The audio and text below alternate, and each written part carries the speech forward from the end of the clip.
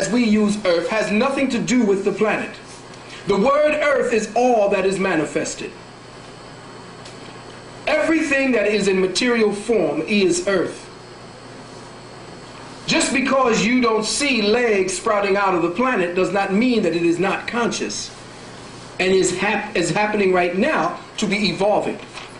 So when you look at the word Solomon, you will see that the central 4 is expressed as the first mathematical number from which all elements of the spirit and the numbers 1, 2, and 3, the next harmonic 4 being the vibrational matrix of matter. So what you are looking at here is that 1, 2, 3, 3 representing the first closed circuit. The first closed circuit in the etheric plane, the plane of fire, thus coming down into the realm of matter, all 3 of these being the preliminary numerics that drop into matter, into the 3rd density realm when the 4 elements comes due. But overstanding, and I'm giving this to you in the beginning before we go forward. The number 4 is the pivotal integer in the numerics of the word Solomon. It also represents the inner sanctuary of every manifested temple in nature. The sum of each couple, 8, or the first principle of containment, is the cube. So if you double the 4, and this is just giving you preliminaries. If you double the 4, you essentially end up getting the cube. The cube is the first containment for which all the elements on the higher plane and the lower plane come together to create 3rd density. And that's where you get the 12 apostles from, because the 12 apostles that come together to create the 13th, which is that circle within the middle, that gives us our point of reference for 3rd density. You count 1, 2, 3, 4, 5, 6, 7, 8, 9, 10, 11, 12. It becomes the structure that brings together the cube.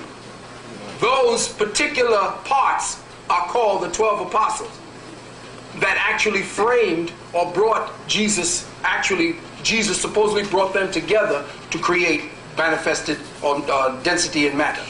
Now, 8 equals the number of all the elements manifested, thus the number of earth, the container of all elements. Now, the ancient Olmec said, when they have polluted the earth, this is another one, to such an extent that the number of earth becomes as 13, then in that moment shall they be no more. Again, the difference between the earth harmonic 8 and the so-called Christ harmonic 13 is 5. In numerical frequency of Solomon, we find that Solomon represents matter as perfected being, as expounded in the Hermetic doctrine, where the 4 consonants symbolize the evolution of matter through the 4 objective states. Now, we told you that 5 was the number of the children of destruction. On the higher metaphysical realms, what does that mean? If you look at Solomon and the consonants of Solomon, SLMN, it breaks down into the objective states of being. The objective states of being are mineral, vegetable, animal, and human. Objective means that which is expressed. Subjective, which means that which is impressed. If you look at the Temple Solomon, and we are looking at creation as we look at Solomon, because Solomon never existed, Solomon simply is a metaphysical principle. If you look at the dynamics and the mathematics of Solomon, you will see 1, 3, 5, and 7. But you will see that what they mean is that the children of destruction are on which realm? The animal realm, dealing with their lusts, their immediate physical egotistical gratification. They have not yet ascended to the cycle that gives them the pivot, that gives them self-realization. And all of those who are in Circle 7 know what I'm talking about. The energy itself, with the consonants and objective states of being, means that all of the vibrational levels, from mineral to vegetable, right now, everything from this point here is being destroyed. Symbolically as well as intuitively. And if you follow through or follow them, no matter how frightening and how mad and crazy it gets, if you follow through with the beast and pick up on the 5 harmonic, you're going down with them. And the only way that you will find yourself is if you submit to this.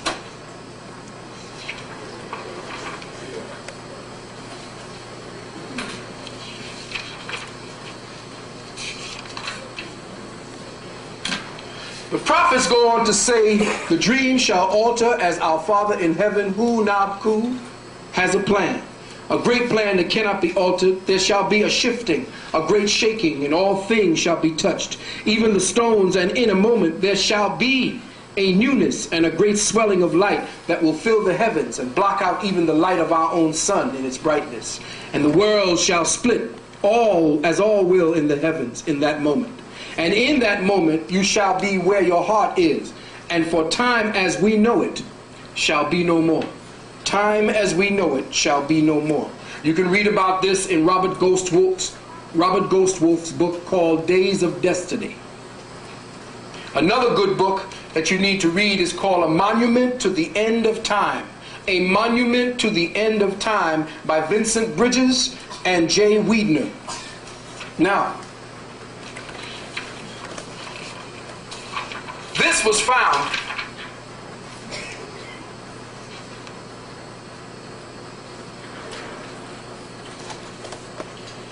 in a small place in France. It's called the Hendaye Cross. It's in a little village called Hendaye.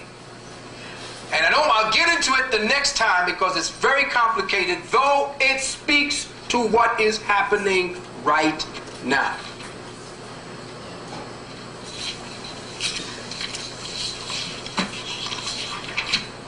This is what were on it. These are the symbols. You have something erected in France that has Olmec Mayan carvings on it?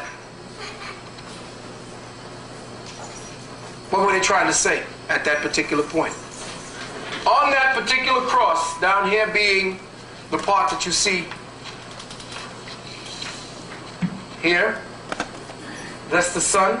Well, actually, this is the way it is. This is the sun.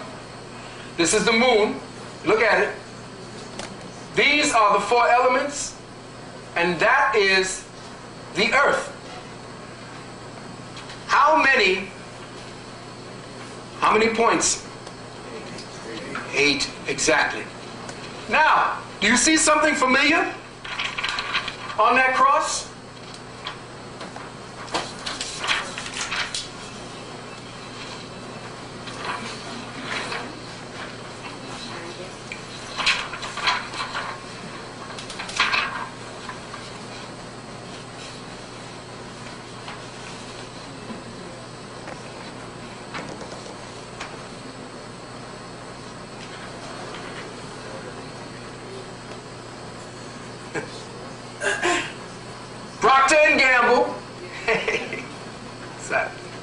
Procter & Gamble knows what time it is. The beast knows what time it is. You don't. Y'all keep running the damn church, looking at a goddamn cross that ain't got nothing to say. What is happening is that the Olmecs came here to establish a time frequency and a portal of consciousness. And this is where all the shit, the clearing, all the fucked up things that's going to be happening to us as a people, this is where it's going to do the purging ground. Africa ain't doing shit. Africa ain't doing a damn thing except becoming Christian. Africa ain't doing a damn thing except becoming Muslim. Africa ain't doing a damn thing except becoming Jewish. And until they start wiping out all of the old, dead, carcasses that keep walking into them damn churches, you will continue to suffer for not going through the portal that is being created here for you, because the shit's gonna close up. They are trying to shut down the consciousness that is necessary to keep the portal open. By what? Yeah, but you see, there's two different types of fear. I told you that fear is false evidence appearing real. Check? But you know, fear is also flat earth analog relativity. What was the Europeans' concept of the planet? Flat! How the hell are you going to look up at the earth, look up at a full moon and think the earth is flat? That's where his mind is. He's in a flat earth analog. What's an analog? Something that imitates. Something that's like something. So he has created an analog relativity with his virtual reality that you now sink your consciousness into, called the web. And you have taken your attention and put it into that reversed I have Heru, which now gives you information rather than tapping you into your spirituality. I can deluge you with shit, man, and that thing has so much information that you could never in your rest of your life tap into it. But that's the distraction. If we don't take what we do find there and convert that shit and then shut it down, and then maybe another month maybe come back to see where we at, then what we are doing is we are lockstepping into the flat earth analog relativity that they're structuring for us. And we have become lockstepped into it. Now, having begun our journey from a metaphysical tip, I will now take us through the present trials that we as dream walkers and dream changers and dream makers face. These trials are just the beginning. If you focus your second attention and even your third attention, you will see that the trials are coming in sequences. The more desperate the acts of the beasthood, the stranger, the more potent the response of nature. Therefore, beloved, there will be, and in your second and third attention is a focus. You will discover in that focus that the one who is truly conducting the campaign of biowarfare on us is the planet Mother Earth herself. This ain't shit. There ain't no real battle